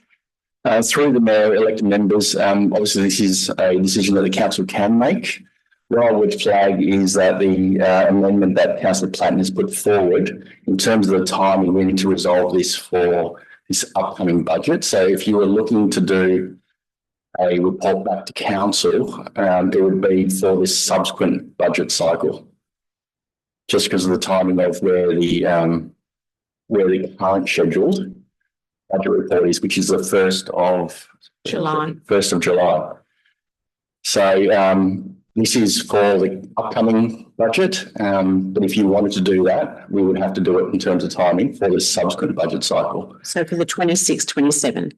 I'd also note for elected members that obviously, just to restate for clarity, so we all know what you're voting on, any of the discretionary rebates would be removed. So there are a list there, and there will be some people in that list who will vote to the council, but that's a decision that the council can make, just for clarity. Thank you. So, Councillor Platt, regarding your amendment, that this would be for the 26-27 budget. And so are you happy to include that in there? Thank you. And so, would you like to speak to that amendment? Go ahead.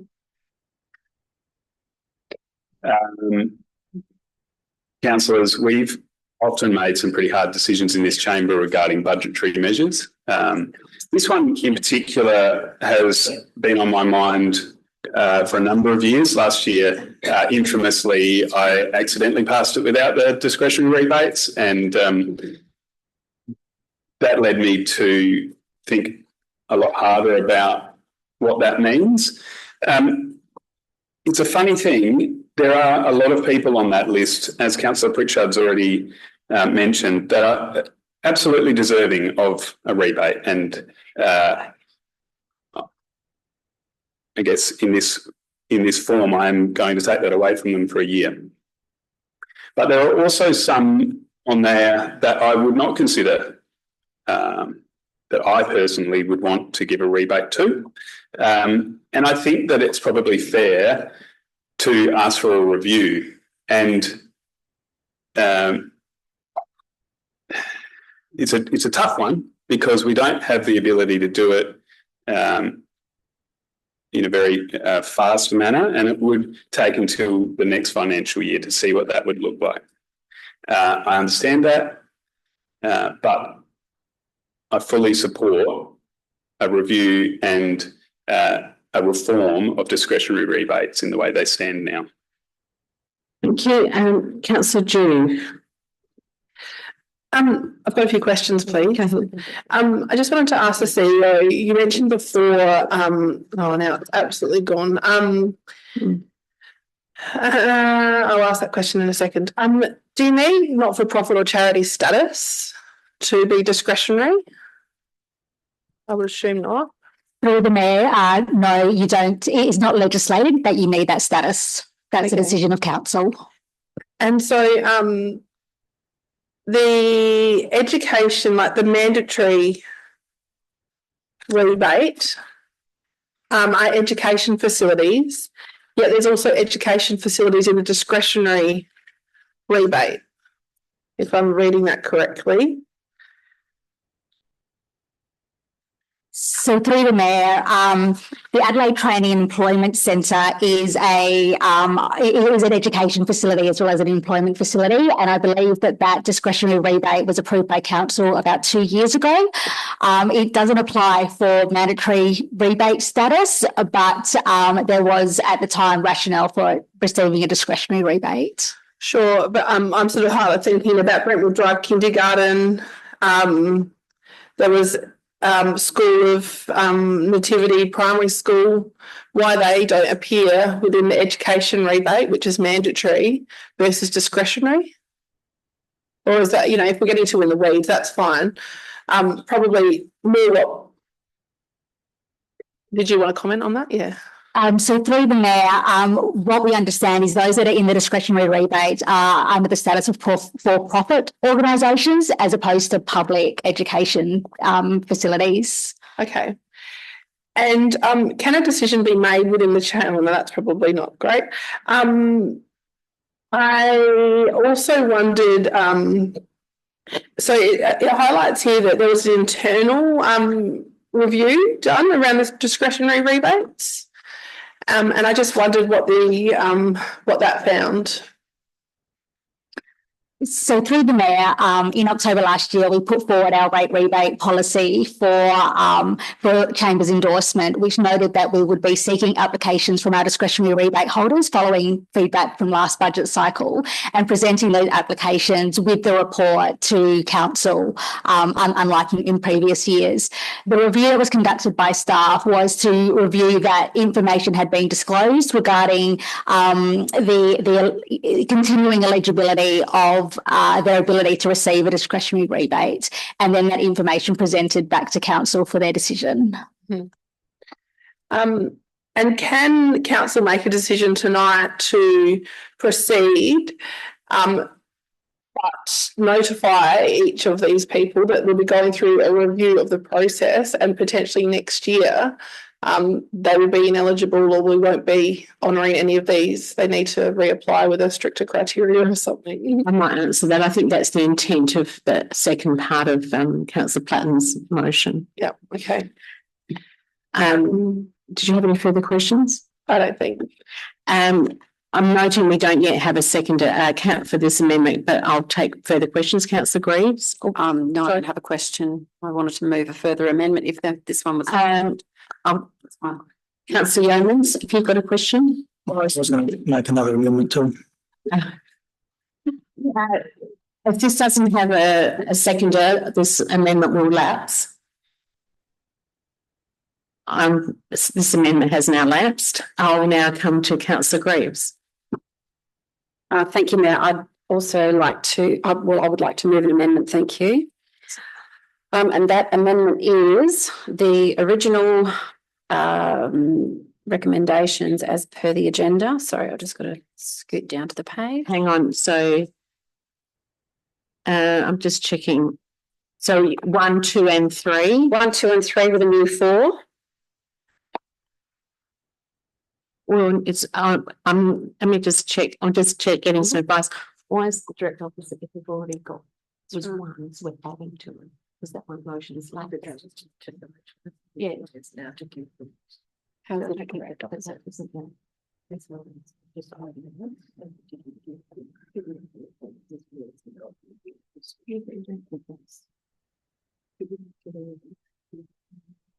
okay. Yes, I think we can't move this just yet. We need to move the original motion and then make another motion. Because this is in a direct opposite. This is the advice I'm getting here. That one. Yes, I'm not 100% confident myself, but that's the advice I've been given. Councillor Pritchard, do you wish to speak to your motion? Councillor Yeomans, did you have? I'm getting a bit confused now. Councillor Yeomans, can you unbutton your? Yes, I know. I just need you to check. Did you have an amendment for Councillor Pritchard's motion? Because what we've been, the advice I've got is if we go back to the very original motion, that is in contradiction. So we have to move the first motion that as it currently stands is number 1 and either pass it or lose it and then make another amendment. So just a question, are we voting on 1 and 2? No, just 1. So what's number 2? That lapse for lack of a seconder. Nothing. It's gone. So Councillor Pritchard, do you wish, I'm going to keep moving. Councillor Pritchard, did you wish to speak to this motion? Are you? Yes, go.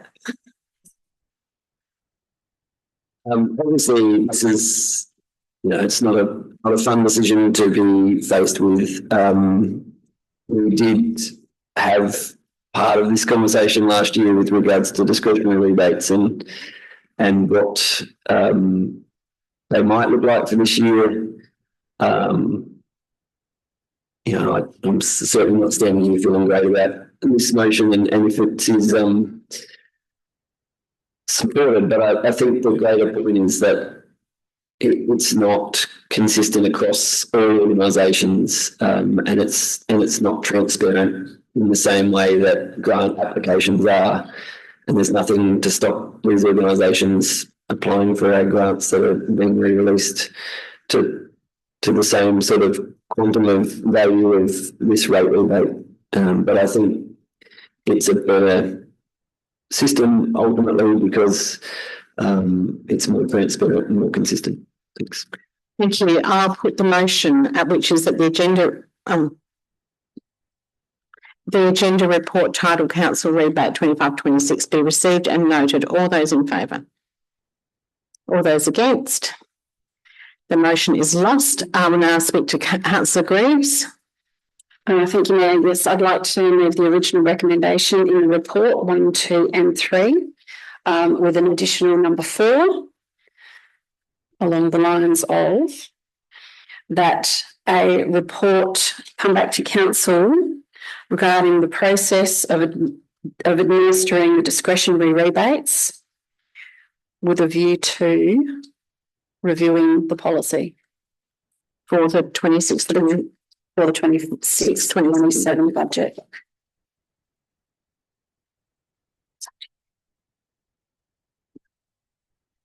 Okay, thank you. Members, I appreciate the conversation that's been had, and I certainly do remember Councillor Pritchard's discussion about that last year's budget. And can I say that discretionary rebates and some of the mandatory rebates have always been a subject of conversation when it comes to budget time and considering those. I guess from my perspective, the applications that have been received have obviously met a threshold. According to the report, some were also requested additional information to support their applications. But I do acknowledge that it does seem to be a little bit of an uneven playing field, so to speak. And I think probably what is missing for some elected members is, I guess, a little bit of oversight, a little bit more detail, a little bit more ability to have, I guess, a bit more input into how those discretionary rebates are contemplated and put to the chamber. So I think in terms of moving forward with this year's budget, it is important that we continue forward. There are a lot of organisations who have applied for discretionary rebates who absolutely 100% should be receiving them given their contribution to our community more broadly. But yeah, it is timely, I think, for the chamber to have the opportunity to review and have more input so that when this comes back to the chamber next year, there's a bit more comfort around how we proceed with that. Thank you. Councillor Fisher. Yeah, I'll second the motion. Just briefly speak to it. I entirely agree with Councillor Greaves in her assessment, and I think this particular addition, dot point 4, captures what Councillor Platon was talking about in relation to reviewing these processes.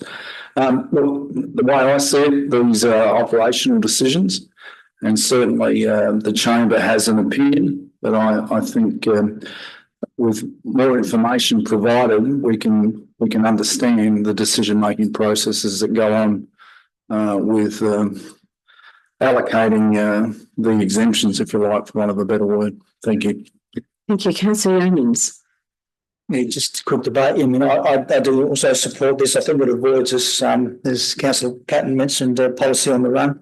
I think to cut rebates, discretionary rebates out of this budget cycle would have taken away those deserving of the rebate, and that was been mentioned before.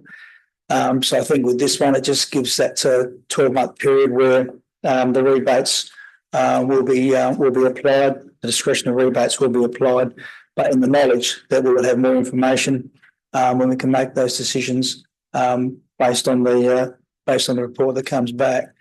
And Councillor Pritchard did mention similar to, he mentioned the word grants, and I think it's outside of this discussion, but in a similar train, I think we also need to be looking at basically the way that we do allow discretionary rebates and also provide funds for organisations that, dare I say, don't need them. And I think this is a step in the right direction. So thank you for this one.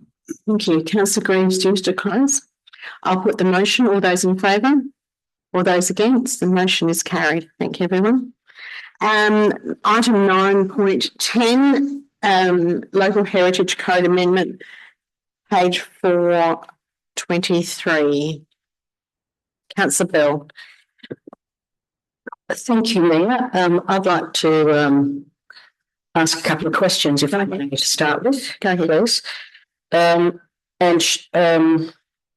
I just wanted to ask the staff what consultation there's been with a particular resident, Mr. Martin in Kangarilla on Cut Hill Road, please, and some background on consultation and with the property being listed. Through the chair, Mr. Martin was in contact with us in November last year when he was proposing to purchase this property in Kangarilla. And he was advised through Section 7 search, which is a search that you do before you purchase a property, that this is being proposed for listing, and what the implications of those listing are.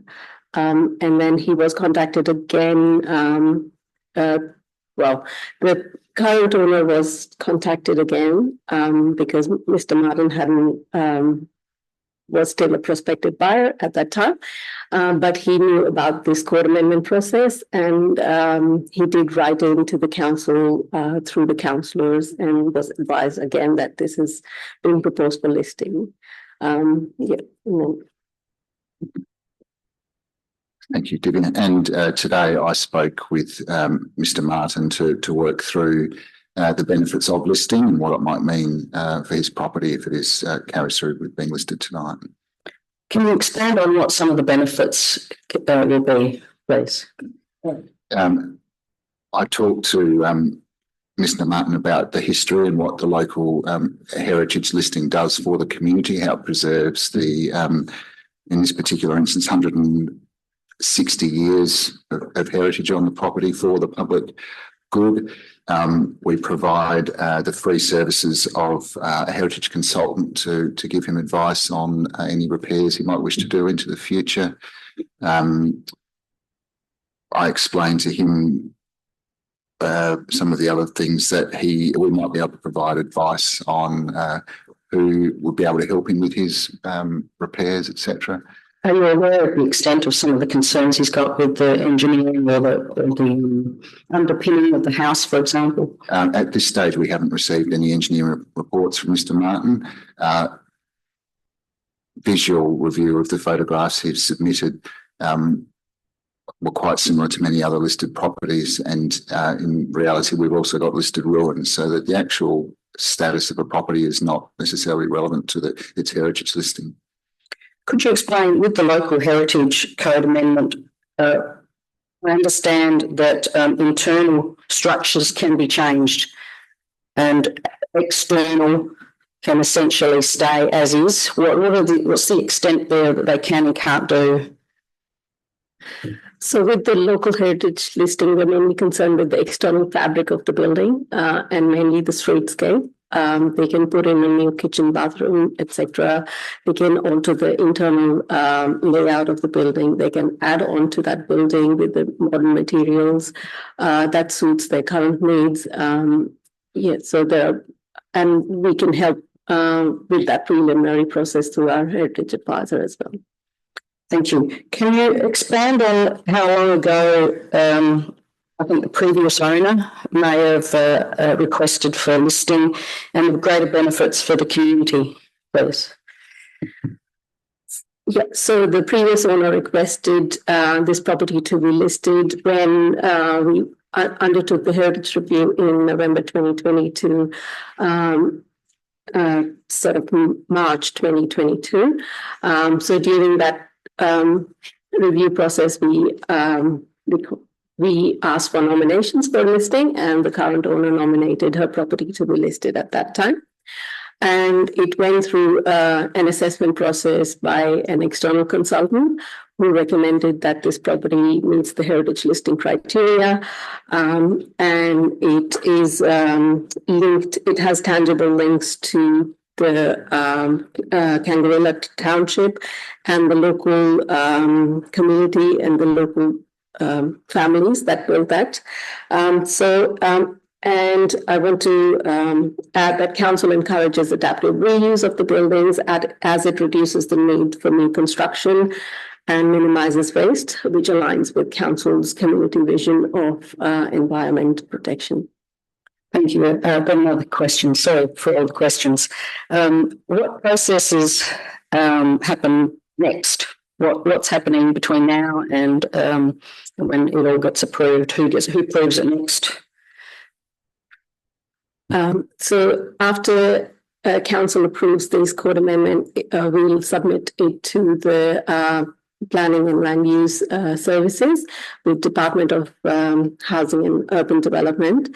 They will put this forward to the State Planning Commission, who advises to the Minister for Planning. This can take, but it says on the paper that 6 to 8 weeks, but we don't know how long it'll take. So the current owner has that opportunity to present to SPC and provide those details, which SPC, State Planning Commission, might consider when they are providing advice to Minister for Planning. Is there any opportunity for the resident to raise anything in concerns with the state government before it's approved by them?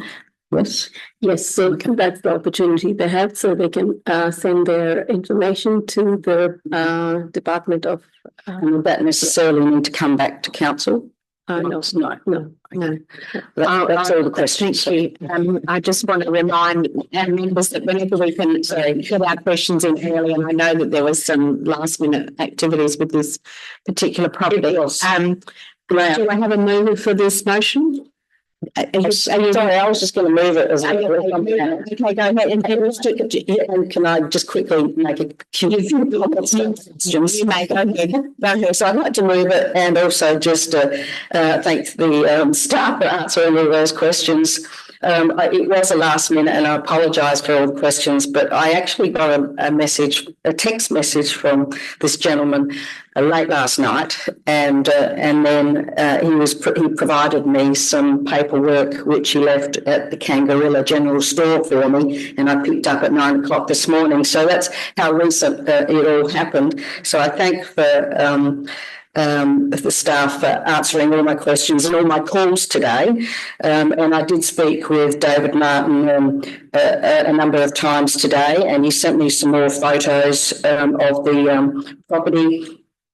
I had some concerns to start with, but I've been reassured by the staff, and I've reiterated all those comments to Mr. Martin. And I do hope that with the last conversation I had, that he was accepting of having some more conversations with Matthew Lawrence. I think he'll really benefit from that conversation, to just reassure him that what he can and can't do. Overall, for the motion, I do support the whole motion as it is. Thank you. Thank you, Councillor Fisher. Yeah, I'd like to second the motion. Do you wish to say as written? No. Thank you very much. Councillor Pritchard, question or debate? Debate. Okay. I just wanted to quickly state that I think heritage is a really important part of local government, and I think that continuing to do this sort of work, it's a lot of work. There's a huge amount of effort put into these reports, but I think that it's really important that this continues, and I think that local government, this is one of the core pieces of local government that we should really support. Thank you. Councillor Bell, do you wish to close? I'll put the motion. All those in favour? All those against? Carried. And I do think it's a lovely example of just how accessible our councillors are, and the support we get from even our general stores in the local area. The council committee reporting schedule. Councillor Greaves. And move as written. Thanks. Thank you. Councillor Eaton. I'll second it. Thanks. Any questions? They're all disappearing. I'll put the motion. All those in favour?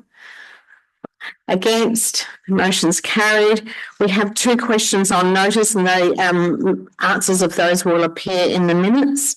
I'm noticing the time. I'm just checking if we are all happy to keep going. given where we are on the agenda. So I'm just looking for some indication. Very good. Yes, Councillor Fisher. I move the motion will continue. Will we continue? Everyone, so Councillor Platten. I'm happy to second that. All those in favour? Against? Let's keep going. Councillor THEMELIOTIS. Can you press your button, please? Thank you very much. Yes, I hear. Thank you.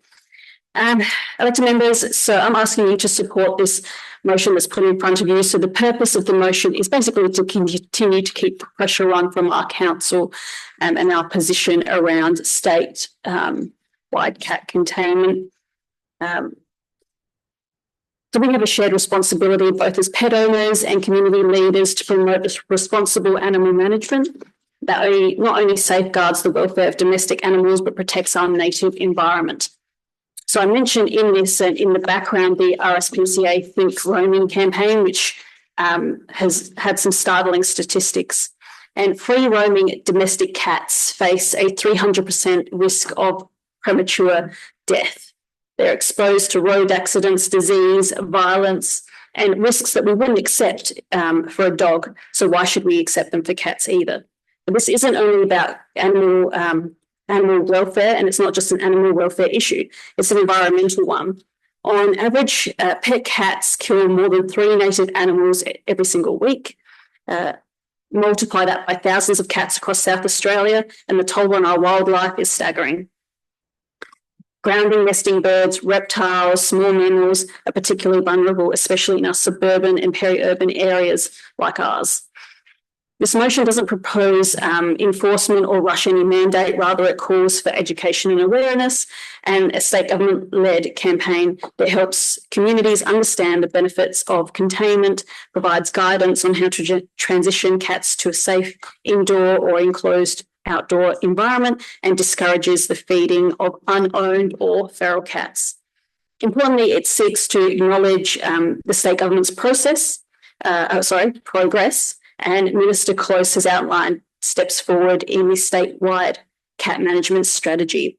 And I want to ensure that education and responsible ownership remains at the heart of that strategy. We're not alone in our advocacy. Local governments across our country are grappling with the same challenges, balancing domestic pet rights with the urgent need to protect native species. A consistent statewide education campaign backed by legislation will empower councils, support communities, understand and provide better clarity and tools for residents that they need to do the right thing.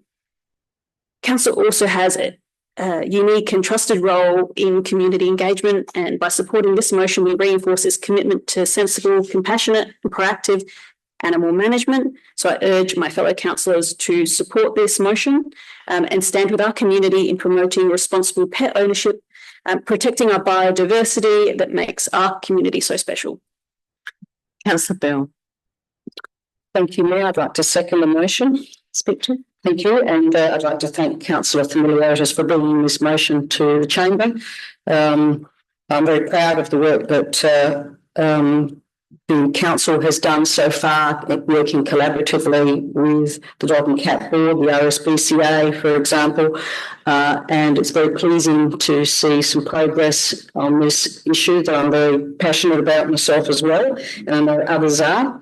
I'm very proud of the fact that Onkaparinga is participating on a committee with the City of Mitcham to review the cat management bill.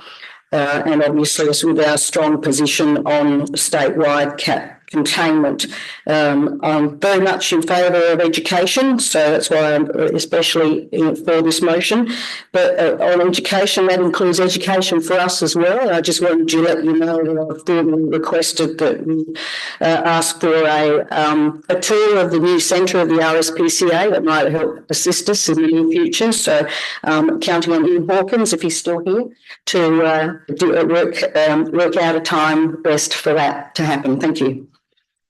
Councillor Platten. Thank you, Mayor. Just a comment comment, please. Thank you. Cats catastrophic harm to our local environment is the key here. I fully support this, not only because we're the largest metropolitan city council in South Australia, but because we have a lot of cats. So I think what we need to do is be leaders in this. We need to keep the foot on the pedal. We need to communicate to our state government that this is something that's really important to us and to our residents. And the best way to do that is through education. Thank you. Councillor THEMELIOTIS, to wish to close. I'll put the motion. All those in favour? All those against? Carried. And I did happen to run into the Deputy Premier recently and told her we were the cat city advocates, which she was very well aware of. And I was very honoured to be part of the opening of the RSPCA as the only elected official from any of the council areas that the RSPCA covered. So it would be a great opportunity for people to go and have a look at the great work they're doing there. Item 11.2, Councillor Bell. Okay, Mayor, I'd like to start by declaring a general conflict of interest. Go ahead. Yes, I'd like to declare a conflict of interest. I'm a member of the Labor Party and recently announced candidate for the state election. And I'd like to move this motion. I'd like to stay in the chamber, and I have a form ready to go. Sorry, is that what I meant to say? That's all you need to do. Thank you. Mayor, this is a very prestigious award that the City of Onkaparinga does provide for our members of the community that obviously have provided incredible service, such as the Honourable Don Hopgood AO, former Member of State Parliament and former Deputy Premier of South Australia. I finally made contact with him. He's a bit difficult to get a hold of, I have to say, but I did get a hold of him, and I had a conversation with him yesterday after he'd received my email, and he was very keen to catch up at some point after Wednesday because he was just about to leave to go on a short holiday. He came across as very humble and obviously very modest, and didn't necessarily want to talk for too long on the phone about the nomination that I had sent him in the email. I also had sought to contact people he works closely with, the Onkaparinga band, and managed to get a return reply email from Robert Thornton, who's the president of the Onkaparinga City Concert Band. So I'd like to very quickly read out some of what he's written. As president of the Onkaparinga City Concert Band, and on behalf of the band and committee and members, I highly endorse the nomination of Donald Jack Hopgood AO for the City of Onkaparinga Keys to the City Award. Don has been a member of the Onkaparinga City Concert Band when it initially started in 1986. He's still a member. And it was then the Onkaparinga City Concert Band. He has since been a very active member, both playing and holding several different positions on the committee. Don was highly involved in ensuring there was arts and theatre in the southern suburbs, which resulted in being opened in 1985, initially known as the WILLUNGA College Theatre, but since then renamed, of course, the Hopgood Theatre. He says, I've personally known Don for over 20 years and have found him to be a humble person who has always been willing to assist the band group musically and with advice on meeting protocols. I'm also aware of how he has been involved in ensuring that the band and other under both names has not only grown in its membership and stature within the music community, but ensured that aspiring musicians of all stages of playing ability and development are included. It was with this in mind that at the AGM, for example, the training band for upcoming players and those learning second instruments was renamed the Hopgood Wind Ensemble with a unanimous vote. Don has offered much for the arts and music in southern suburbs through his playing and support of the Arts Theatre at WILLUNGA Centre. It is with this in mind that we feel that Donald Jack Hopgood is deserving of this prestigious honour. Thank you. Thank you. Councillor Platten. Thank you, Mayor. If I can get my words correct this time, I'd like to second this if I can. Thank you. Go ahead. I'm thrilled to support this Keys of the City Award, potentially to go to Don Hopgood. I was speaking to Councillor Bell during the week, and I mentioned to her that I would be very pleased to second. People that know me know that I have a lot of stories about a lot of things, and I have a story about Don Hopgood. I was very privileged to grow up with music in my life, and one of those things was busking. I'm pretty unconventional when it comes to jobs, and my first job was to busk at Southgate. Plaza was one of my haunts, and I remember Don standing and watching me very patiently while I played Christmas carols, and came up to me during a break and said to me, "You would be great in my community band." And anyway, we had a chat about it. I didn't end up there, but he was so enthusiastic, and I can only imagine that he did that to many people, many young people in the community that he saw during his daily outings and thought they should be included in this great band that we've got. So I couldn't think of a better recipient, especially given that we have a theatre named after him and his late wife. So I hope everyone supports it. He's incredibly humble, and he's a good citizen in our council. Thank you, Councillor Eaton. Yeah, I'll certainly support it. And perhaps we could actually give consideration to giving him the keys of the city when the theatre is reopened. Better way to do it. And in fact, I've been having discussions with staff about getting him to actually play his instrument. It would be a nice way to do it. Thank you. Thank you. Councillor Bell, do you wish to close? I'll put the motion. All those in favour? Against? Carried unanimously. And I too have many Don stories. I won't indulge you all in them. But I do. One of the things hasn't been said is his incredible contribution to the ecumenical movement and the Christian churches in this region and indeed across Australia. He and I worked together building the Australian Council of Churches as it became when he was moderator of the Uniting Church in South Australia, and he's still active in his own congregation at Christie's Beach. So that was also a very big, I was going to say a string to his bow, but it's really a key on his trumpet. So, okay, let's go into confidence now. Do I have petitions? Item 11.3 has been withdrawn. Petitions, we have 12.1. Sorry, yes, the petitions for SKODA Street. Councillor Fisher, to receive that petition. I move that we receive. Thank you. And do I have a seconder? Councillor G. Thank you. Second, thank you. Yep. All those in favour?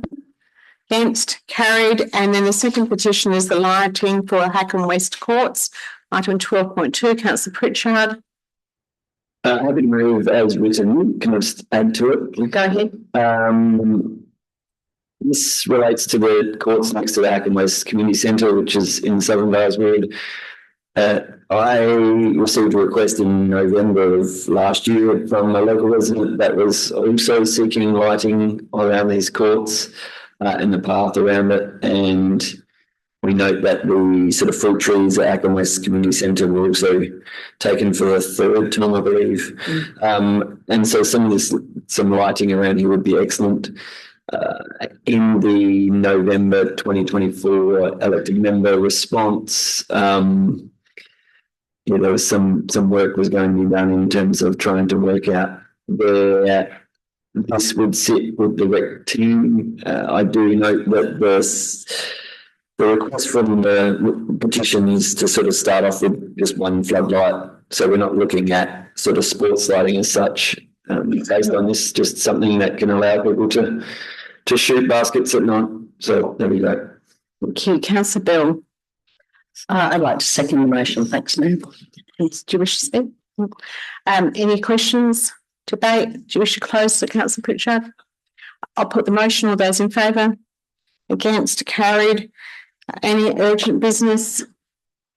No, thank you. We'll now move into confidential items. So do I have Councillor Platten?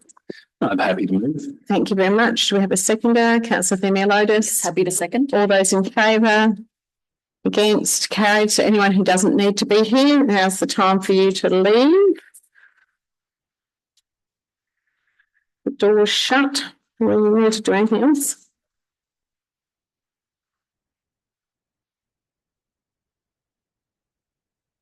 Ring the bell, shut the doors. Thank you, Matt.